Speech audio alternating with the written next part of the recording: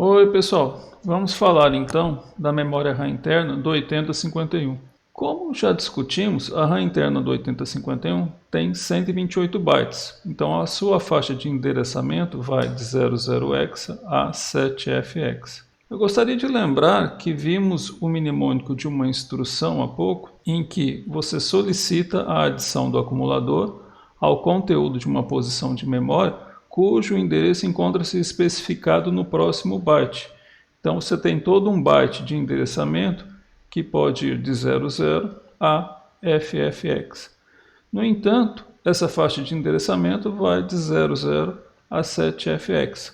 Então você pode se perguntar se há como utilizar a faixa de endereçamento que vai de 80 a ffx. A bem da verdade, a Intel reservou essa faixa de endereçamento de 80x a ffx para os registradores de função especial, são os Special Function Registers.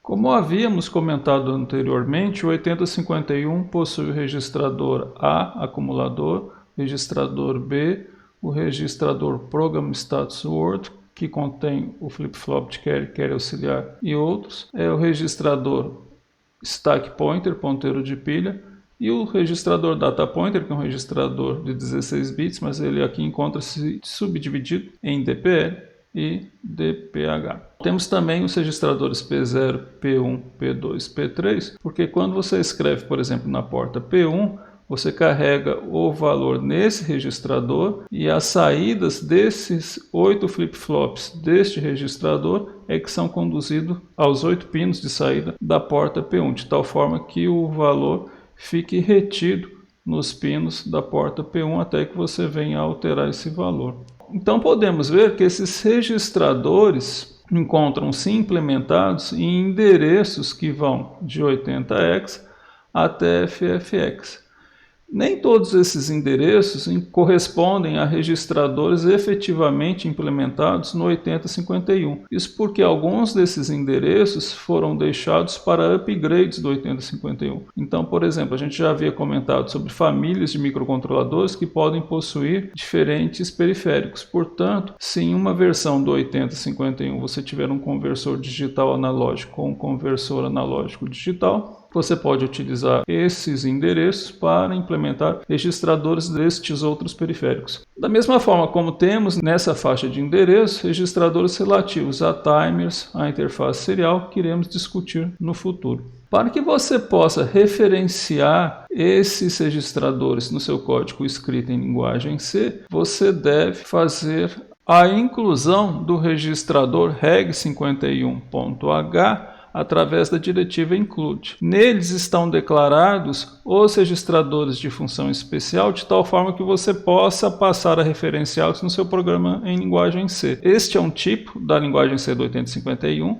SFR, que permite associar um determinado label ao endereço do registrador. Então, novamente, a partir da inclusão desse arquivo no seu programa em C, você pode então atribuir um determinado valor à porta P0 ou à porta P1 ou algum outro registrador que pertence aos registradores de função especial. Como você pode observar, os registradores de R0 a R7 não se encontram implementados nessa região de memória que é destinada aos registradores de função especial. Isso porque, a bem da verdade, eles se encontram implementados nos 128 bytes da memória RAM interna.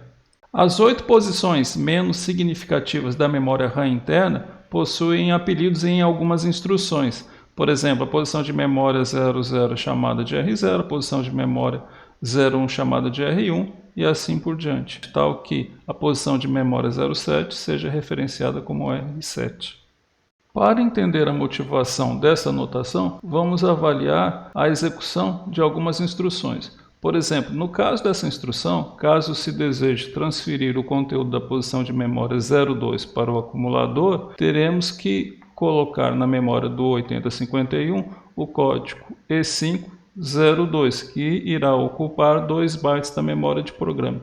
Opcionalmente, é possível utilizar essa instrução para realizar a mesma tarefa. No caso, este é o código binário da instrução, onde RRR deve ser substituído por 010. Nesse caso, a instrução é EA e ocupa um único byte da memória de programa. Dessa forma, consegue-se compactar o código a ser carregado na memória do 8051. A ideia é tão interessante que, se porventura você estiver utilizando todos os 8 registradores correspondentes às 8 primeiras posições da memória RAM interna, há a possibilidade de utilizar um segundo banco, o banco 1 de registradores R0 e R7. Neste caso, o R0 fará menção à posição de memória 08 da memória RAM interna, o registrador R1 corresponderá à posição de memória 09 hexa da memória RAM interna e assim por diante. E, da mesma forma, existe um banco 2, um banco 3. Portanto, ao executar esse tipo de instrução move R2 para o acumulador, a bem da verdade, você não saberá a princípio qual conteúdo será transferido para o acumulador, porque o registrador R2 pode pertencer ao banco 0, ao banco 1, ao banco 2 ou ao banco 3. Você deve, antes de executar este tipo de instrução, definir com qual banco de registradores você irá trabalhar. Isso é realizado através de 2 flip-flops RS1 e RS0 pertencentes ao registrador Program Status Word. Quando estiverem ambos em nível lógico baixo, ao executar a instrução move a R0, o conteúdo do registrador R0 do banco 0 será transferido para o acumulador. Para que você transfira o conteúdo do registrador R0 do banco 1, você deve modificar o conteúdo desses registradores para 01. Se você tiver a intenção de trabalhar com o banco 2, o valor a ser carregado nesses 2 flip-flops é 10, e no caso de trabalhar com o banco 3, 11.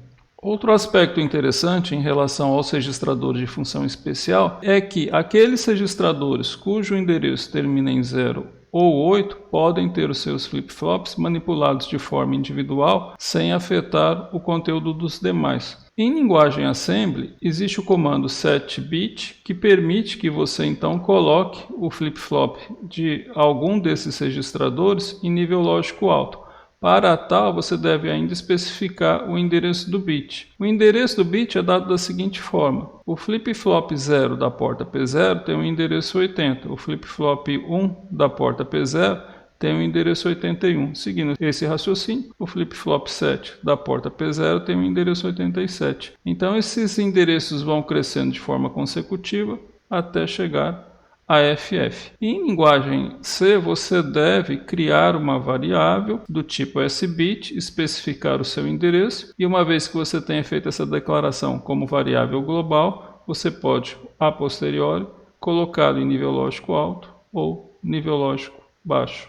Um aspecto interessante a se observar com relação a essa instrução é que você tem que especificar o endereço em 1 byte. Conforme vimos aqui, esses endereços vão de 80 a FF. Portanto, existem outros 128 endereços que não estão aqui apresentados, ou seja, a faixa de endereço de 0 a 7F. Os projetistas do 8051 resolveram alocar os outros 7F endereços a registradores da memória RAM interna, cujo endereço vai de 20 hexa até 2F hexa. Dessa forma, caso você queira, você pode setar esse flip-flop através daquela instrução setBit, 0bit, de tal forma a colocá-lo em nível lógico alto, sem alterar o conteúdo dos demais. Opcionalmente, você pode executar a instrução setBit 21 hexa.0123 e assim você colocará esse flip-flop em nível lógico alto. Em linguagem C, você deve declarar uma variável como sendo do tipo bit.